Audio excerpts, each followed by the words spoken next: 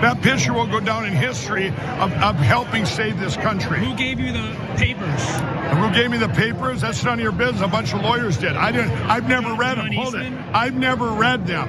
I went in there with evidence on January 15th. You guys are old news. You're regurgitating old news. January 15th, I went in there with 4 papers that shows dominion and the election crime of the machines in China and attacking our country, cyber attack, all 50 states, over 12 million votes that Donald Trump won by 82 million to 68 million was the real count. Who gave you the papers? I just said a whole bunch of lawyers did. I've never read them. Did you ever discuss martial law with President Trump? No.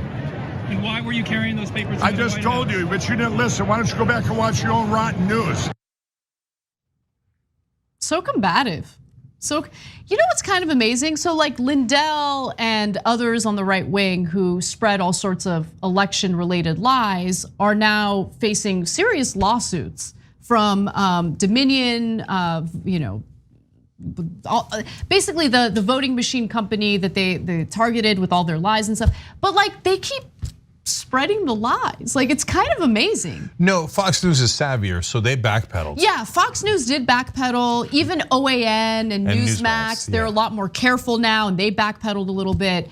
But Mike Lindell is like, Dominion, like I'm gonna keep spreading the lie. I mean, dude,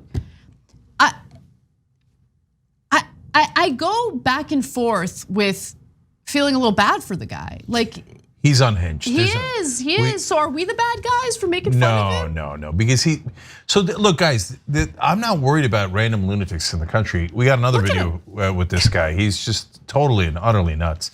I'm worried about 2 things related to Lindell. One is the people who tricked him into this and took advantage of him. And we actually broke that story at TYT Investigates. It was the National Prayer Breakfast, which unbelievably Biden and other Democrats still attend. And insane. They got Lindell to come because one of the Baldwin brothers was there, and they got Ben Carson. This was before the 2016 election, and they converted him, and they made him a zealot, right? So they weaponized Mike Lindell because he had a lot of money back then, right?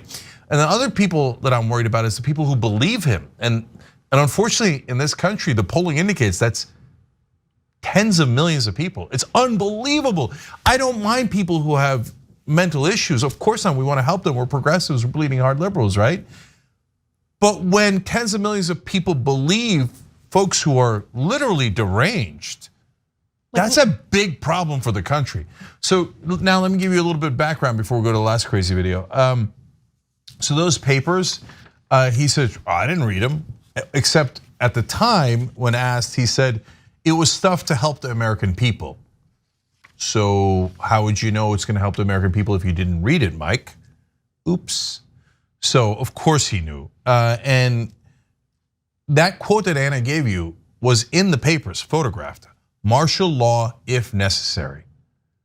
So quoting the insurrection, I told you, we've been telling you this a long time. They had a 3-hour conversation in the White House about whether to declare martial law and end this country. And by the way, the good news that came out of that is every Trump advisor said, no, Mr. President, if you do that, we'll all resign. So even the most diehard guys who were left at the very, very end were like, no, we don't want you to end democracy, but Trump wanted it. He had to be talked out of it, that's why it took 3 hours. Sidney Powell's mentioned in the paper, Sidney Powell wanted to do it. Mike Flynn, former national security advisor for Trump, was the main advocate for it. And Lindell is carrying in papers like an idiot. He exposes them so that people could take the pictures of it, and we know that what was in the papers. And it's telling that he's lying about it now, because, I mean, you want to talk about loose lips sinking ships. I mean, Mike Lindell is the king of sinking his own ship, but even he is so worried about it that he's now pretending that he doesn't know what was in the papers. Right. So it's bad stuff. And now here's another part of that story that I love. So on that day that you see him in the picture holding the papers, etc., he went into the White House and talked to Trump and others. He got sent around to different offices. They sent him to the national security advisor. The fact that the guy can meet with the national security advisor is a shame for the whole country, right?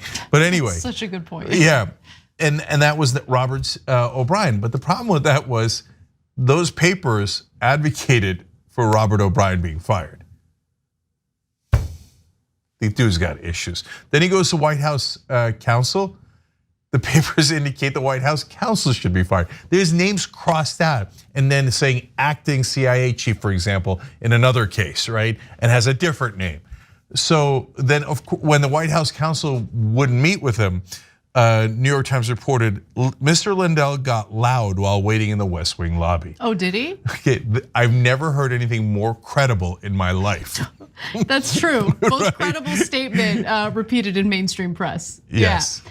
Now, speaking of the press, of course, the right wing loves to go after them, especially when they ask these types of questions of one of their own.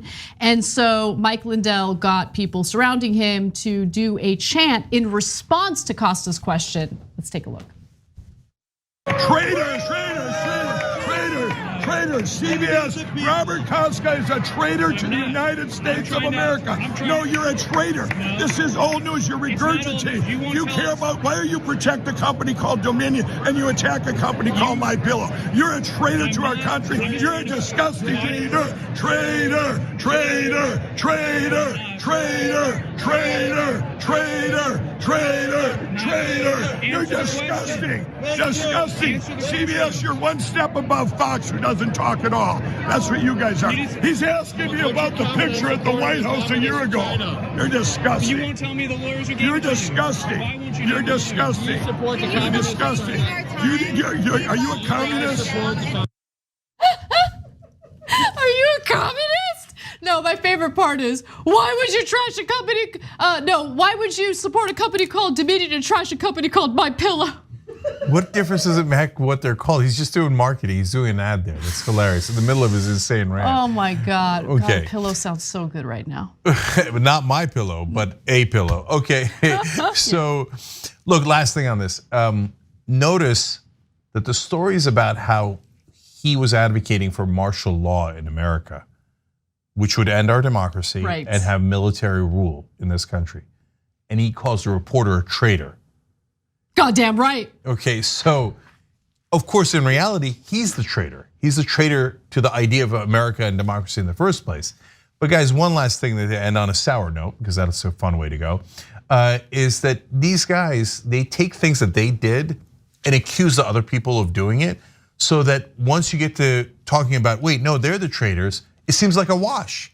Well, I can't tell, everybody's calling each other traitor. You know who did that brilliantly? And I never say this about him, but Trump did it with fake news. Remember, the original story was Donald Trump's team was putting out literal fake articles about the election and about Hillary Clinton, et cetera, and it was called fake news. Trump took the term and then said, no, the real news is the fake news. And now nobody remembers that it was Trump's team that was doing the fake news in the first place, and that's how the term had come about.